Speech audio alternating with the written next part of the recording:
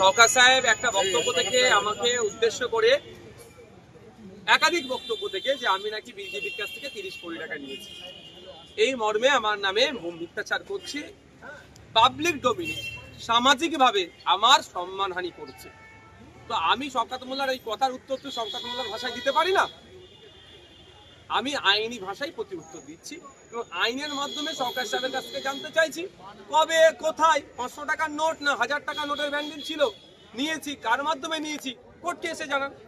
আমি criminal side থেকে মামলা করেছি, আমি তার আমার ওনার বক্তব্য আমার মানহানি হয়েছে, সামাজিকভাবে আমার রেপুটেশনে আঘাত লেগেছে, সুতরাং তাকে এসে জবাব দিতে হবে। আইনি বিচার ব্যবস্থার ঊর্ধ্বে কেউ নয়, যা তা বলে বেরিয়ে যাবে, আমরা চুপ করে থাকবো নাকি? এই কথাকে প্রচারিত করার জন্য একজন ইউটিউবার যে নাম দীপক ব্যাপারী ব্যাপকভাবে প্রচার করে ওনার সম্মানহানি করার চেষ্টা করছেন সমাজ এবং সভ্যতার কাছে, এবং ওনার যে বিধানসভা ক্ষেত্র সেখানেতে ব্যাপকভাবে প্রচার করছেন যাতে ওনার জনমানসে সম্মানহানি হয়। তার বিরুদ্ধে উনি আদালতের দ্বারস্থ হয়েছে। ওনার সরাসরি হচ্ছে যে এই শাসক দলের সঙ্গে সংঘাতে যাওয়ার প্রয়োজনীয়তা নেই, আদালতের দ্বারস্থ হয়েছেন, আদালত অ্যাপ্রোপ্রিয়েট ব্যবস্থা গ্রহণ করবেন।